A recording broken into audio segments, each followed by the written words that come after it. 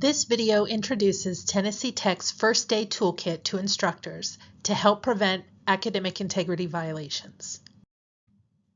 Please remember three things. There is an academic integrity website that contains information for both you and your students. Tennessee Tech has an Academic Integrity Officer, or AIO.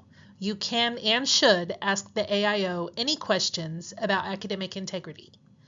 Policy 216, Student Academic Integrity, is the authority on academic integrity and violations, and it supersedes information in this video and on the Academic Integrity website.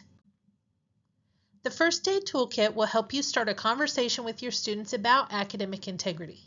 Please don't assume your students understand academic integrity, especially because classes have different rules about what students can and can't do. You can edit the toolkit content to make it specific for your class and your students. Try to use it on the first day, but if that's not possible, use it early in your class. The beginning of the toolkit has instructor notes to help you use the toolkit. Please read the notes.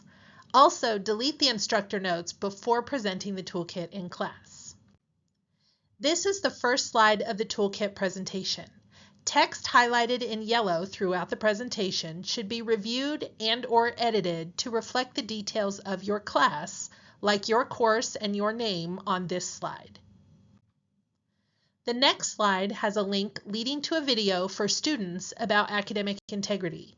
It is only 3 minutes long and contains important information your students need to hear. Be sure your classroom has working video and sound. Policy 216 declares you cannot take points off an assignment or test for an academic integrity violation without officially charging the students. It's essential that both you and your students understand that.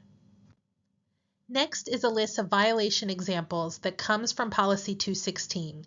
It's good for the students to see all of them, but if you're pressed for time, you can talk specifically about one or two that seems the most problematic for your class. One of the best ways to clarify your class rules is to put it in a chart. This slide has an example chart that lists the assessments on the left and then clearly labels which of the activities on the top are allowed for each assessment. This should also be in your syllabus so students can easily refer to it throughout the semester. The clearer and more accessible your rules are, the less chance there is that students will accidentally violate academic integrity. It also makes it easier for you to address violations if they arise. The next 5 slides are case studies. This image is one of the case studies. You can use any or all of the 5 depending on the time you have and the things you want to highlight. These case studies are based on real violation cases. And the goal of these studies is to get students talking about what they understand as right and wrong and debate the gray areas. The instructor's notes at the beginning of the toolkit contain hints and answers to the case studies. This is the second to last slide in the toolkit, and it requires a lot of your editing. You can incorporate academic integrity into your assignments or as extra credit, and here are 3 examples. Research shows the more students think about academic integrity through assignments, pledges, etc., the less likely they are to violate the rules. The middle example is an academic integrity quiz. This is a quiz that is already made and the link to it is in the instructor's notes. The last slide of the toolkit is to encourage students to ask you questions about academic integrity. They may not have questions immediately, but you want them to feel comfortable asking you questions in the future.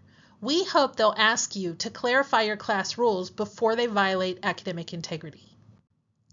This question slide is for you. If you have questions about academic integrity before violations happen or during the violation process, please ask Tech's AIO.